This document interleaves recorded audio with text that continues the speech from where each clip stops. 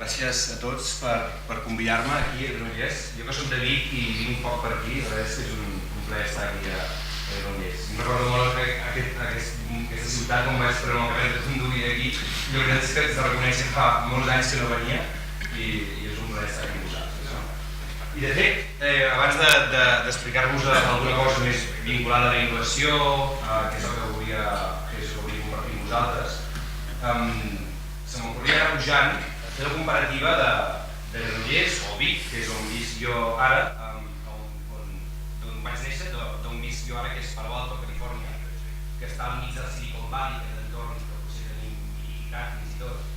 Però al final, quan tu mires i fas la comparativa de dir què significa emprendre allà o què significa emprendre aquí, la veritat és que els ingredients de base no són tan diferents.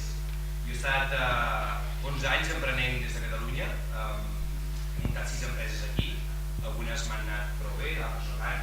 Jo crec tot el que li pot passar a un emprenedor, jo crec que ho he vist. Des de començar sol, créixer, muntar equips, passar per rondes de finançament aquí, i llavors ho parlarem, perquè entenc que és un tema interessant, com aconseguir financiar la teva iniciativa. Aquí jo crec que he fet tot el que es podia fer, des de financiar-me primer en deute a través dels bancs, que ara això ja no existeix, però en el moment que jo emprenia encara deixava el blanc.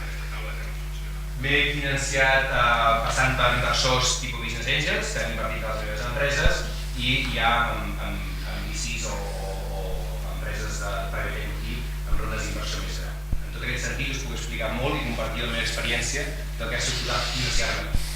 I ara que fa ja 5 anys que estic a Califòrnia, emprenent des d'allà, on he muntat 3 iniciatives empresarials, doncs també us puc explicar com ha funcionat això d'emprendre en aquell entorn, com funciona allà la inversió, com funciona allà obrir un negoci des de zero, etc. Però la comparativa que a mi m'agradaria fer és, jo visc a Palo Alto, que és un poble de 40.000 habitants, no sé quants habitants té l'alcalde, 60.000, o sigui, penseu que Palo Alto, que és on està la Universitat de Stanford, on està empreses que han nascut empreses com Google, com moltes de les companyies que van servir Anitus, HP, que va ser la primera iniciativa que va donar nom al Silicon Valley, està allà, està en un poble de 40.000 habitants, que està a una hora de San Francisco, que diguéssim que potser és la distància que entre Granollers i Barcelona, depèn del trànsit o depèn de dos hores, però estàs molt a prop. Tu quan mires l'entorn del Silicon Valley és molt semblant a aquest entorn, físicament fins i tot. De fet, les infraestructures allà són pitjors. A vegades ens queixem de dir clar, aquí no tenim els ingredients de base per emprendre correctament. A nivell d'infraestructures estem millor, a nivell de qualitat de vida estem millor també aquí. Califòrnia té els seus encants, però aquí tenim un entorn de qualitat de vida extraordinària. Potser no tenim un Stanford o un Berkeley com està allà, però tenim aquí bones escoles de negoci i també bones universitats. Hi ha gent que té diners i per invertir. Malgrat la crisi, hi ha molta gent en aquest país que té diners, i a més crec que és un bon moment ara per captar inversió. Quan s'ha esgotat el model d'invertir en el sector immobiliari o d'invertir o que el banc et doni diners, doncs crec que és interessant intentar captar aquesta inversió de gent que té diners en aquest país. Allà potser hi ha inversors que estan més acostumats a invertir en projectes de risc, però diguéssim que no estem tan malament aquí. I en tot això tenim talent, sens dubte, tenim talent. O sigui, hi ha gent molt bona i segur que vosaltres sou una mostra molt clara que hi ha talent. O sigui, quan tu fas aquesta comparativa de dir quins són els ingredients que aquell ecosistema emprenedor funcioni des de fa tants anys, més de 70 anys, i compares amb el que tenim aquí, et dones compte que al final, per mi, l'única gran diferència és l'actitud de la gent. Per mi aquesta és la gran diferència entre aquell ecosistema tan emprenedor i tan exitós, on gent que té idees munta les seves empreses, aquestes empreses creixen, aconsegueixen inversió i de cop es converteixen en empreses globals que allà donen servei al món. La gran diferència és l'actitud de la gent. Evidentment allà potser hi ha més fons de capital risc, potser les universitats són més potents, però no és una diferència abismal. La gran diferència que jo percebo, i potser és la meva conclusió després de 5 anys d'estar allà, és l'actitud de la gent, que bàsicament es basa en 2 aspectes. Una és actitud de risc, o sigui, la gent s'arrisca sense qualsevol fracàs, aquí ens costa molt tirar endavant la nostra iniciativa empresarial per la por a fracassar, què dirà la gent si em va malament, què passarà si no sortirà la nostra iniciativa. Això ens frena molt, crec que és un tema molt cultural nostre i hauríem de superar entre tots. I l'altre també crec que és molt rellevant és l'actitud de l'èxit o la cultura de voler aconseguir coses d'impacte global. Jo aquí veig molt sovint i també ara tinc un fons d'inversió i estic amb unes grans acceleradores d'aquí, intentant ajudar amb programes d'aquí, i em trobo molt sovint gent que té idees, però veus que té idees amb una visió molt local. Que també està bé, també és un model d'empresa. Jo crec que ens falta ambició, que ens falta aquestes ganes de voler construir coses que tinguin impacte global. I també aquests dos factors, la cultura del fracàs i la cultura de l'èxit, crec que és un aspecte molt diferenciador. I això són bones notícies, perquè això vol dir que està a les nostres mans canviar. Si no tinguéssim infraestructures bones, si no tinguéssim universitats, si fóssim un país on no tinguéssim ningú amb diners per invertir en el nostre projecte, doncs ho tindríem fotut. Jo us diria, aneu-vos cap al Silicon Valley o aneu-vos en altres entorns. Però això ja ho tenim. Per tant, el que ha d'aprendre és actitud. Hem de tenir aquesta actitud més de tirar endavant, sense tanta por al fracàs, d'entendre que això d'emprendre és una aventura que pot sortir bé o pot sortir malament. A mi m'ha sortit bé bastantes vegades i malament també altres vegades, però que val la pena intentar-ho i que només intentant-ho podràs saber si pots aconseguir o no. Per tant, primera reflexió, esteu en un bon lloc per emprendre, no us vinc aquí a dir esteu de venir a Silicon Valley, no, ni molt menys, al contrari. A vegades m'ho demano, no? Ostres, s'ha d'emprendre allà? Home, depèn, si tens un projecte altament innovador i que necessita realment molta inversió específica de risc i tal, doncs potser sí. Però aquest és un molt bon lloc per emprendre i jo us voldria animar a tots, els que no ho esteu fent, a que ho feu i que ho feu ben agrupats. Una altra recomanació que m'atreveixo a fer és empreneu amb gent diferent a vosaltres, que és una cosa que veig també molt sovint aquí. Que igual hi ha algú que diu, mira, jo soc enginyer i vull muntar una empresa d'aplicacions mòbil i m'acabo ajuntant amb 3 enginyers més. No, intenta aprendre amb gent que et complementi amb altres aspectes, no? Gent de negoci, gent de màrqueting, gent que sigui diferent a tu. La diversitat és positiva. Per tant, recomano molt tirar endavant. Jo aquí porto una caixa on m'agrada sempre abocar moltes coses, però com que aquesta intervenció és molt curta, em saltaré moltes de les coses que us portava i llavors, si voleu, durant l'estona de preguntes en recuperarem algunes. Però sí que us volia parlar molt ràpidament de 2 casos reals de la iniciativa Imagine, que és una de les iniciatives que he muntat recentment, i ja que el Sergi ha fet referència a l'obertura, a la presentació, em sembla que és interessant per aportar alguna de contingut, sobretot en termes d'innovació disruptiva, que és el que jo em dedico més últimament, a treballar aquest aspecte de la innovació. Imagine, bàsicament, el que fa és treballar això d'aquí. O sigui, en termes d'innovació, i no m'estendré massa, però en termes d'innovació, ja que això va de parlar de nous models, us voldria parlar també de nous models d'innovar. Perquè en aquest país, i en general les empreses d'aquest país, tant les pimes com les grans, treballen molt bé l'innovació incremental i la innovació evolutiva. Això les empreses ho fan bé. Bàsicament és dir, si tenim un producte, doncs anem a mirar de millorar-lo, o anem a mirar d'aconseguir nous clients, o si tenim uns clients anem a mirar d'aconseguir nous productes. Però el que no sabem fer gaire en aquest país és la innovació disruptiva. I és una pena, perquè tenim empreses aquí potents en determinats sectors, però aquesta innovació els costa molt, per la magnitud de l'empresa, per la manera de ser i també una mica pels temps que necessita la innovació disruptiva, que bàsicament es tracta de crear nous productes per nous usuaris. La nostra recomanació que sempre fem és que les empreses dediquin com un 10% del seu pressupost o del seu temps o dels seus recursos a aquest tipus d'innovació disruptiva.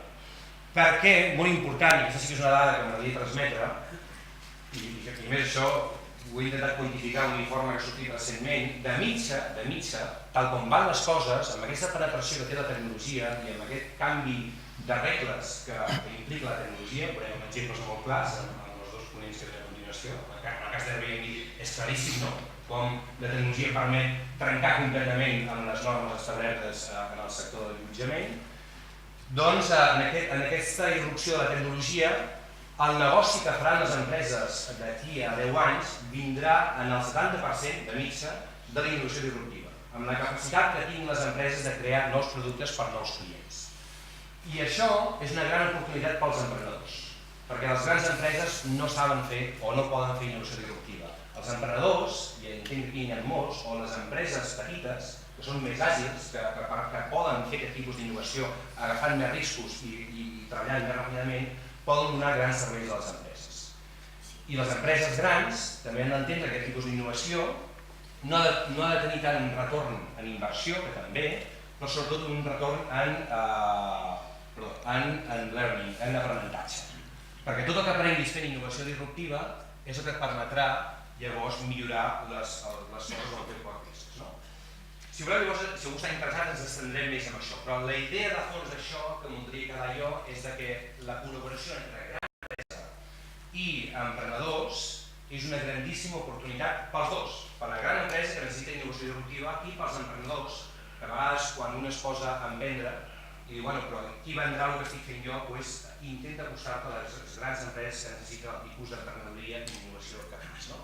En aquest sentit, molt ràpidament, dos exemples del Centre de Creativitat Imagine, que és una iniciativa que portem ja 4 anys desenvolupant, on cada any partim de 4 grans empreses o entitats que ens donen 4 reptes d'innovació disruptiva.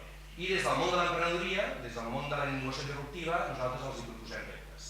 I m'agradaria compartir, i ho farem molt ràpidament, 2 casos d'èxit. Saltaré una mica l'explicació d'Imagine, que si algú li interessa us explicaré més com funciona. Però, com que és molt recent, això són imatges d'aquest dijous, que com deia el Sergi, a la Torre Akbar de Barcelona vam presentar els resultats de l'Imagine d'aquest any, on, efectivament, vam aconseguir pintar la Torre Akbar de groc. I us explico això com una anècdota, però també com el premi que vam aconseguir per poder aconseguir aportar innovació disruptiva a empreses tan grans i tan clàssiques com Aigües de Barcelona. I és el primer exemple que us voldria presentar. Aquest producte que veieu aquí, Oasis, és un producte d'innovació disruptiva que vam presentar aquest dijous per Akbar. Tots coneixeu Aigües de Barcelona, gran companyia de les concessions que treballa al món de l'aigua. Quin era el repte d'aquesta gran companyia? Deia, volem canviar la relació que tenen els consumidors amb l'aigua, que és a través d'una factura. O sigui, la relació que tu tens amb el teu proveïdor d'aigua et ve a través del rebut de l'aigua que t'arriba cada mes i que a sobre tens la sensació que t'han pujat l'aigua, que és una percepció dolenta, amb alguna tan important com l'aigua. Nosaltres vam agafar aquest repte, vam agafar un grup d'emprenedors, una d'elles venim de dalt, la Carolina, que va venir de Colòmbia com a dissenyadora industrial a treballar en aquest projecte, i la tenim aquí uns quants dies d'atur. I en un sol mes, no només va engegar aquesta idea que veieu aquí, i si algú està més interessat que vagi a la pàgina web d'Oasis i veurà més informació, però han desenvolupat la idea i un prototip funcional d'aquest device, aquesta espècie de peixera que veieu, que té aigua, evidentment, i que està pensada per estar a les llars, i que té uns peixos virtuals que són com avatars dels membres de la família que viuen en una llar.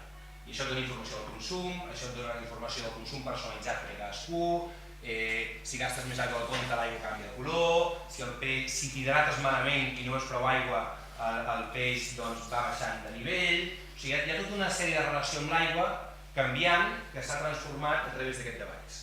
Això va passar aquest estiu. Aigües de Barcelona, i aquesta és la notícia primera que us volia compartir, ha agafat aquesta idea i ha decidit muntar una startup nova amb els emprenedors que han desenvolupat la idea i ells com a companyia aportant els recursos i aportant al mercat. I a partir d'ara, ara comença una nova etapa i hi ha com una espècie de spin-off dins d'Aigües de Barcelona. A mi em sembla que és un exemple paradigmàtic d'una oportunitat gran d'emprenedoria. D'agafar talent emprenedor, gent que té capacitat d'inventar coses com aquestes i buscar empreses grans que tenen els clients, que tenen els recursos per poder accedir al mercat i que tenen el coneixement, en aquest cas, en el món de l'aigua. Crec que aquesta relació emprenedoria-gran empresa és una oportunitat molt bona que us volia compartir. En sectors, a més, on són bons, en el sector turístic, en el sector de la moda, crec que hi ha infinites possibilitats. I un altre exemple molt ràpid, aquesta, em sembla que ja vaig fora de temps, l'explico en un minut. Una altra de les bogeries que fem Imagine, cada any, durant el Mobile World Congress, i aprofito ja per convidar, si algú es vol animar a venir a la propera edició d'això que us presentaré ara, que és l'Imagine Express, cada any agafem, durant el Mobile World Congress, un tren, fiquem a 60 persones a dins, i durant els 4 dies que dura el Mobile World Congress ens anem fins a Londres. De fet, fem tot un viatge que dura 6.000 minuts, on tota aquesta sèrie d'emprenedors molt diferents, com us deia abans, gent jove, gent gran, gent tècnica, gent no tècnica, doncs aquesta és l'expedició de l'últim Imagine Express, Doncs convertim aquest tren en un centre de creativitat i durant el viatge anem generant aplicacions mòbils, fem una parada a París i acabem arribant a Londres on fem un pitch davant d'inversors durant una volta a London Eye. Ho fem tot també molt en plan aventura per mobilitzar el talent, perquè el talent vulgui venir i perquè sempre entenem des d'Imagine que quan fas un viatge i el fas amb gent diferent a tu i estàs obligat a presentar davant d'inversors o davant d'un auditori final, com és el cas de la tornada a Barcelona, això accelera molt la creativitat. La notícia que us volia compartir d'aquí, i amb això acabo, és que en aquest últim Imagine que vam fer vam generar el projecte Vincles, que no sé si l'heu vist a la premsa, però aprofito per explicar-vos. En 4 dies d'estar en aquest tren, 3 persones extremadament diferents, per una banda el Josep Maria Miró, que és el director d'innovació de l'Ajuntament de Barcelona, no diré la seva edat, però està per sobre dels 40-50 anys, per tant, una persona que dius, ostres, no és ni el perfil emprenedor tècnic jove que ens imaginem, sinó una persona ja, a més a més, funcionari de l'Ajuntament de Barcelona, que es va pujar al tren, va fer equip amb un enginyer de 22 anys i amb una persona amb perfil més de business que venia del món de la consultoria. 3 persones que a la vida real segurament no s'haguessin ajuntat per fer mai res. En 4 dies van generar Vincles, que és una aplicació per millorar o evitar la soledat, la solitud de les persones grans. Els avis que estan en una casa, que estan cada cop més sols, doncs a través d'una aplicació que han desenvolupat, a través d'una aplicació en format tablet, que no té text, que és tot visual, que l'avi pràcticament no ha de fer res, li permet que cada un d'aquests avis es pugui connectar amb la seva xarxa de confiança. O sigui, aquí el que es pretén fer és que aquests avis que estan sols es puguin connectar amb el veí, amb la filla que igual viu en un altre país, amb un voluntari, amb qualsevol persona en qui confia, per que l'avi no se senti tan sol, perquè es pugui comunicar, perquè ells puguin fer alguna cosa. Aquest projecte es va fer en 4 dies, l'hem continuat desenvolupant en els següents mesos i ha guanyat el concurs Mayor's Challenge. L'exalcalde de Nova York cada any organitza un concurs de projectes innovadors on els alcaldes de totes les ciutats presenten les seves iniciatives. L'alcalde Trias va presentar Vincles com el projecte de ciutat al concurs i ha guanyat el primer premi i el Mayor's li ha donat 5 milions d'euros en aquest premi perquè el tiri endavant. Era el premi no només econòmic sinó de prestigi. Per tant, un exemple molt clar que inclús la gran administració, amb tot el farragós que acaba sent una administració, si s'acosta als emprenedors i iniciatives emprenedores, poden fer projectes d'innovació tan disruptiva com aquesta. Entenc que estic totalment fora de temps. Em deixes 2 minuts per posar el vídeo de Vincles i així aprofito perquè em fa molta il·lusió compartir en un vídeo molt senzill el que és aquest projecte i això sí que acabo, no sé si tinc àudio.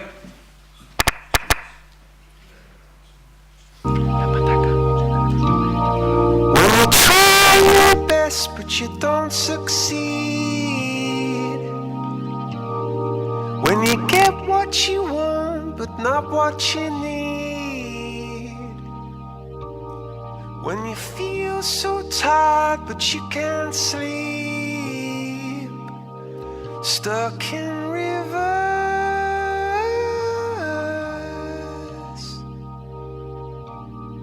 and the tears come streaming down your face,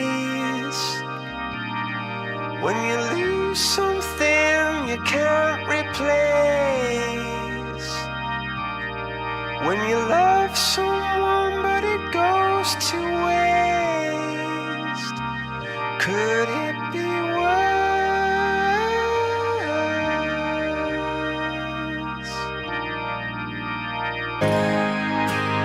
Lights will guide you home and ignite your bones, and I will try to fix you.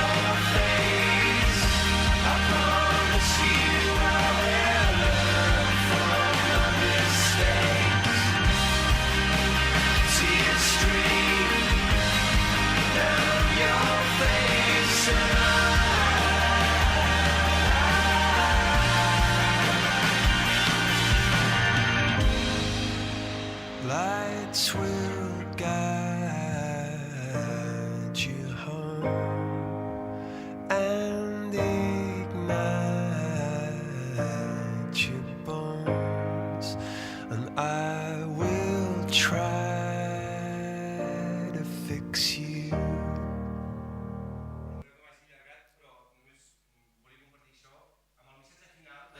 A vegades en projectes com aquests, on veus que a través de la innovació, a través de la tecnologia, pots aportar a les persones, ja val la pena. Gràcies.